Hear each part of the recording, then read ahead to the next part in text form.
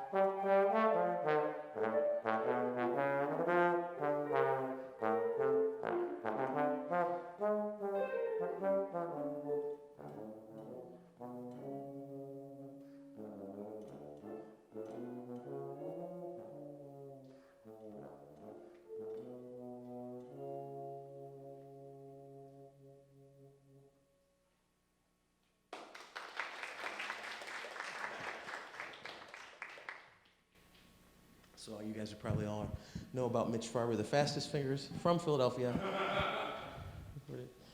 um, Mitch is a master of so many things on guitar and has so many personalities and so many vibrant colors. It's really a refreshing thing for me as a horn player because we work so much on getting different colors and growls and different effects like that. And a lot of times, not all the time, but a lot of times you run into guitar players who think about so many other things, but they don't really think about and spend the hours, on their tone and their colors. And when you find Mitch, it's like somebody who's, totally the opposite. He's got so many colors. So it's nice to have this kind of intimate setting where there's just two of us where you could really hear him, stretch out. We're going to play another tune for you. This is Blue Bossa, and we're mixing in some of our older tunes with some newer tunes. This is one of our newer tunes. There's not really too much to say about this. It's by Kenny Dorham. Coltrane has, and Kenny Dorham and everybody. You guys know it, yeah. So, if you can play bass trombone, you can come up and sing chorus. No. All right.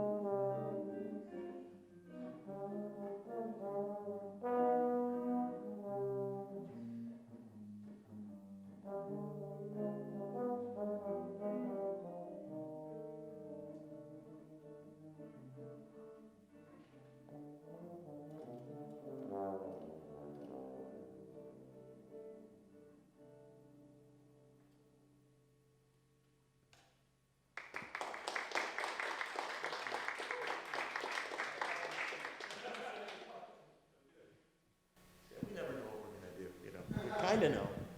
We're going to play another tune. This is by a guy.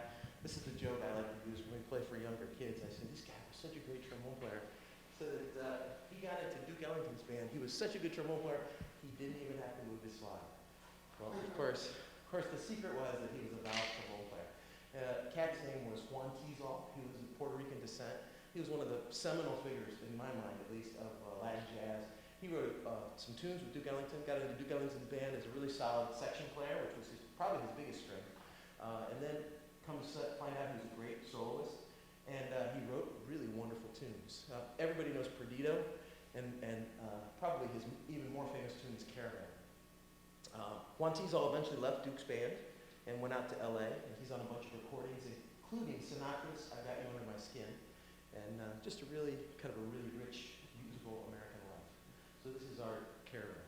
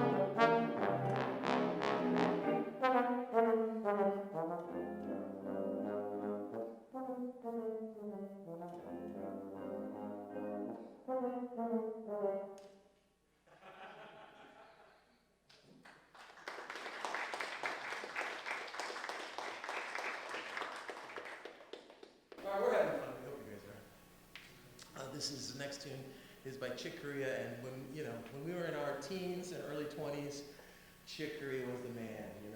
Miles was not recording, not touring. He was riding his Ferrari and shut up. So it was all the guys from Miles's band. that were taking over everything. And probably the hottest band for several years was Chick Corea and the Electric Band of Patucci and all. You guys probably know just as much about that as I do. So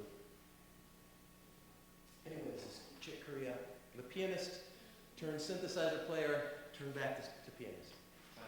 And is he a psychologist? No, he is.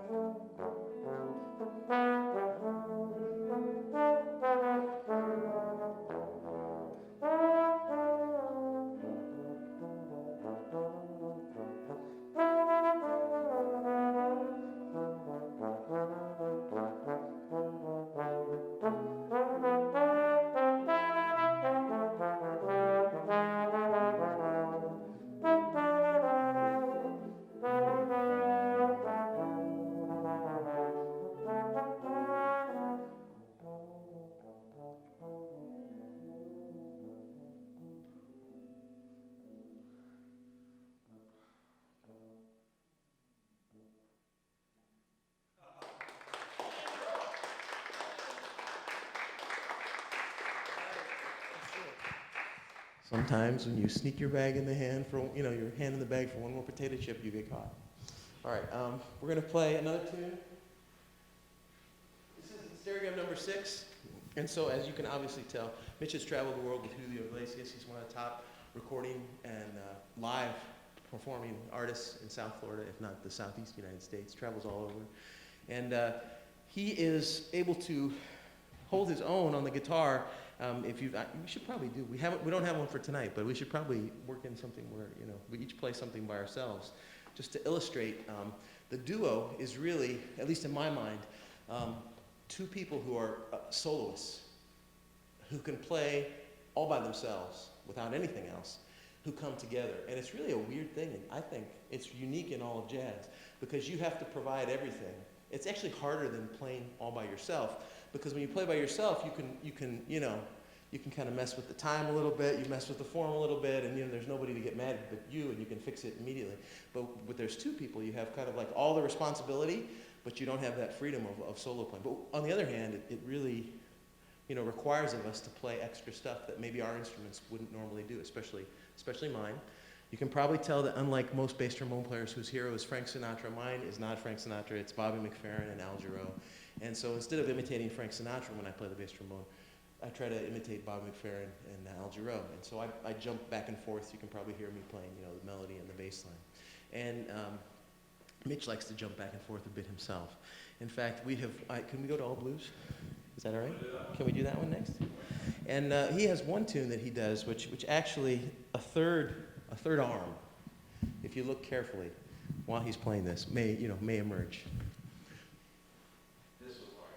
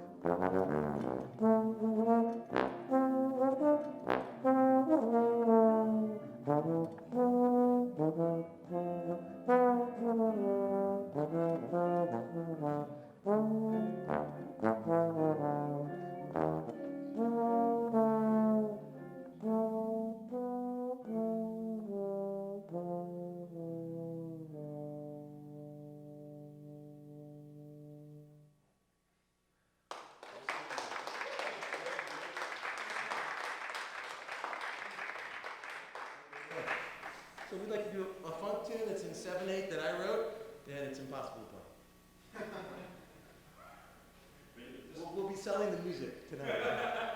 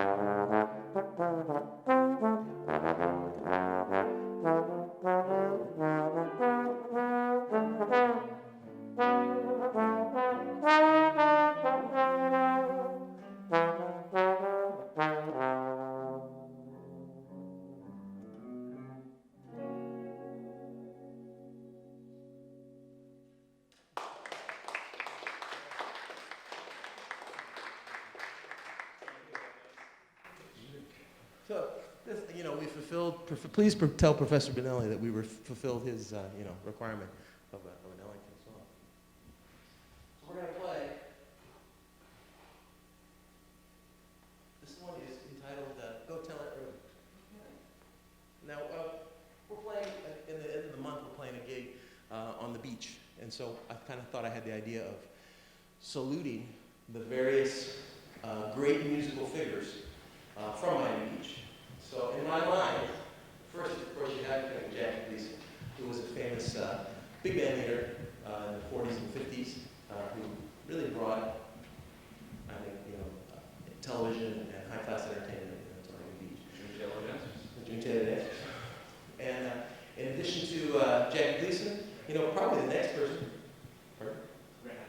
Oh, okay. Probably the next person that you think of is Desi Arnaz from the Lucille Ball Show, and the incredible impact that he had, along with others, bringing this music to Americans through television. What we're going to play now is kind of a puzzler. This is a tune. It's a children's tune, and you got to see if you can figure out which tune it is based on our performance.